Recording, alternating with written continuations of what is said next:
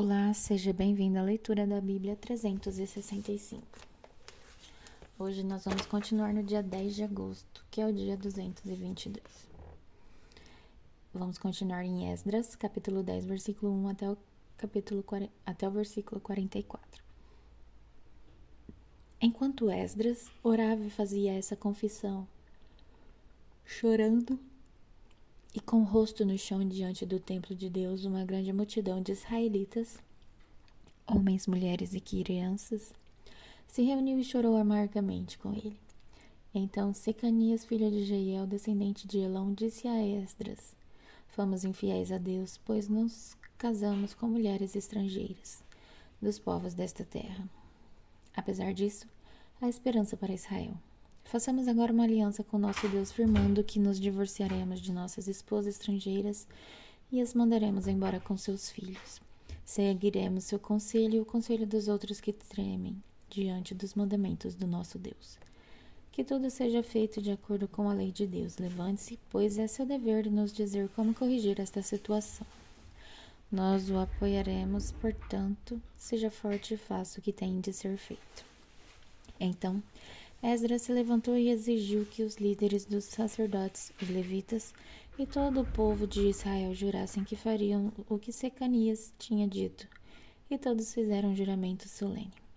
Em seguida, Esdras se retirou diante do templo de Deus e foi à sala de Joanã, filho de Elisiabe. Não bebeu, nem comeu, nada enquanto esteve ali, pois ainda lamentava a infidelidade dos exilados que havia regressado.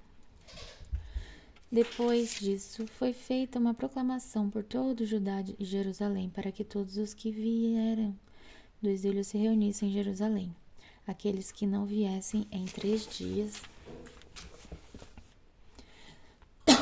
perderia todas as suas propriedades e seriam expulsos da comunidade dos exilados, conforme a decisão dos líderes e da autoridade. Dentro de 3 dias, todo o povo de Judá e de Benjamim havia se reunido em Jerusalém. A reunião aconteceu no dia 19 de dezembro e todo o povo estava sentado na praça diante do templo de Deus. Tremiam por causa da seriedade do assunto e porque chovia. Então os sacerdotes Esdras se levantou e disse: Vocês agiram de modo infiel. Aumentaram a culpa de Israel ao se casar com mulheres estrangeiras. Agora confessem seu pecado ao Senhor, o Deus de seus antepassados, e façam o que agrada a Ele. Separem-se do povo da terra e dessas mulheres estrangeiras. Toda a comunidade respondeu em alta voz: Você tem razão, faremos o que disse. No entanto, não é algo que possa ser feito em um dia ou 2, pois há muitos nós envolvidos neste grande pecado. E agora é a estação das chuvas, portanto não podemos ficar aqui fora por muito mais tempo. Que nossos líderes decidam por toda a comunidade. Todo aquele que tiver uma esposa estrangeira virá num dia marcado, acompanhado das autoridades e dos juízes de sua cidade, para a ira ardente de nosso Deus. A esse respeito seja afastada de nós. Os únicos que opuseram a proposta foram Jonatã, filho de Azael, e Jazeias, filho de Tiquivá, apoiados por Messulão e pelo levita Sabetai. Foi esse, portanto, o plano que seguiram. Esdras escolheu líderes para representarem suas famílias e designou cada representante por nome. No dia 29 de dezembro, os líderes se reuniram para tratar da questão. Assim, em 27 de março, o primeiro dia do novo ano, haviam terminado de resolver todos os casos de homens que tinham casado com mulheres estrangeiras. Os sacerdotes que se casaram com mulheres estrangeiras foram da família de Jesua, filho de Josadaque, e de seus irmãos Maceias, Eliezer, Jaribe e Gedalias. Assumiram o compromisso de divorciar-se de suas esposas e cada um ofereceu um carneiro como sacrifício por causa de sua culpa. Da família de Mer, Hanani e Zebadias. Da família de Harim, Maceias, Elias, Semaías, Jeiel e Uzias. Da família de Passur, Elionenai, Maceias, Ismael, Natanael, Josabade e Elassa. Os levitas culpados desse pecado foram Josabade, Simei, Quelaías, também chamado de Quelita, Petaías, Judá e Eliezer. O cantor culpado desse pecado foi Eliasibe. Os porteiros culpados desse pecado foram Salum, Telém e Uri. Os outros israelitas culpados desse pecado foram da família de Parós, Ramias, Jesias, Malquias, Miamim, Eleazar, Malquias e Benaia. Da família de Elão, Matanias, Zacarias, Jeiel, Abide, Jeremote e Elias. Da família de Zato, Elionai, Eliasibe, Matanias, Jeremote, Zabade e Aziza. Da família de Bebai, Joanã, Hananias, Zabai e Atlai. Da família de Bani, Messulão, Maluque, Adaías, Jazube, Seal e Jeremote. Da família de Patmoabe, Adna, Quelau, Benaia, Maceias, Matanias, Bezalel, Binui e Manassés. Da família de Harim, Eliezer, Isias, Malquias, Semaías, Simeão, Benjamim, Maluque e Semarias. Da família de Hassum, Matenai, Matatá, Zabade, Elifete, Jeremai, Manassés e Simei. Da família de Bani, Maadai, Arão, Uel, Benaia, Bedias, Queluí, Vanias, Meremote, Eliasibe, Matanias, Matenai e Jaasai. Da família de Binui, Simei, Selemias, Natã, Adaías, Maquinadibai, Sassai, Sarai. Azarel, Selemias, Semarias, Salum, Amarias e José. Da família de Nebo, Jeiel, Matitias, Zabade, Zebina, Jadai, Joel e Benaia. Todos esses homens se casaram com mulheres estrangeiras e tiveram filhos com essas esposas. Agora em 1 Coríntios, capítulo 6, versículo 1 até o versículo 20.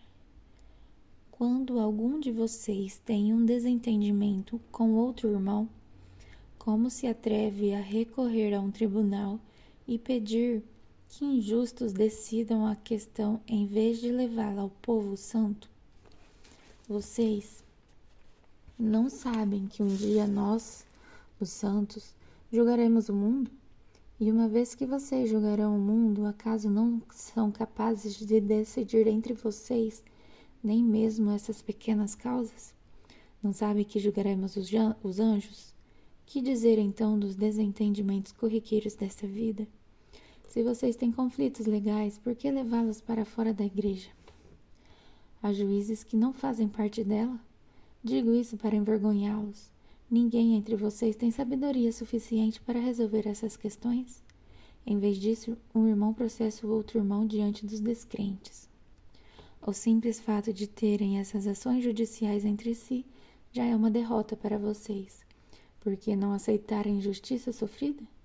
Por que não arcar com o prejuízo? Em vez disso, vocês mesmos cometem injustiças e causam prejuízos até contra os próprios irmãos. Vocês não sabem que os injustos não herdarão o reino de Deus? Não se enganem. Aqueles que se envolvem em imoralidade sexual, adoram ídolos, cometem adultério, se entregam a práticas homossexuais, são ladrões, avarentos, bêbados, insultam as pessoas ou exploram os outros, não herdarão o reino de Deus. Alguns de vocês eram assim, mas foram purificados e santificados, declarados justos diante de Deus no nome do Senhor Jesus Cristo e pelo Espírito de nosso Deus. Tudo me é permitido, mas nem tudo convém.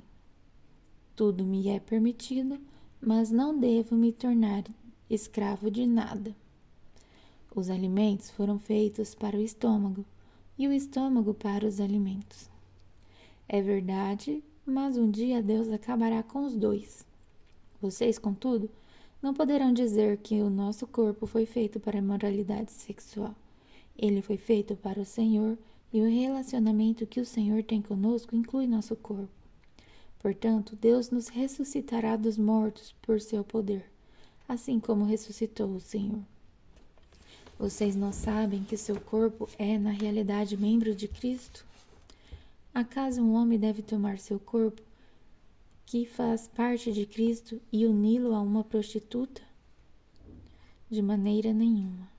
E vocês não sabem que se um homem se une a uma prostituta, ele se torna um corpo com ela? Pois as Escrituras dizem, os dois se tornam um só. Mas a pessoa que se une ao Senhor tem com ele uma união de espírito. Fujam da imoralidade sexual. Nenhum outro pecado afeta o corpo como esse. Pois a imoralidade sexual é um pecado contra o próprio corpo.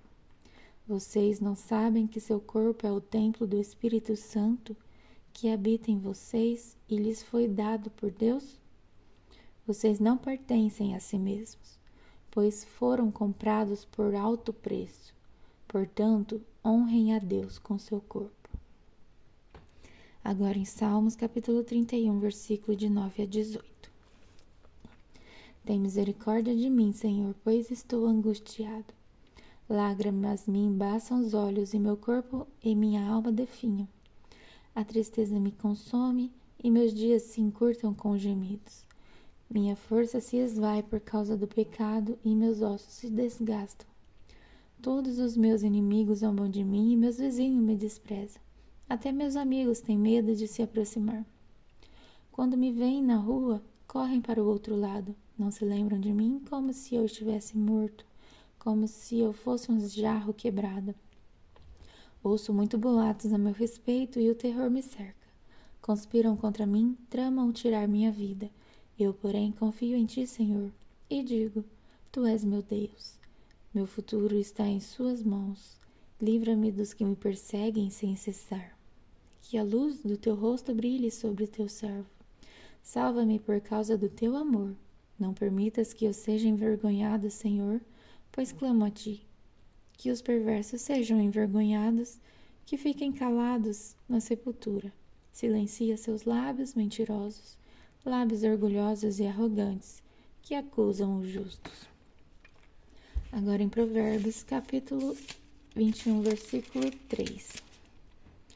O Senhor se agrada mais ao fazermos o que é certo e justo do que ao lhe oferecermos os sacrifícios. Até amanhã no dia 223.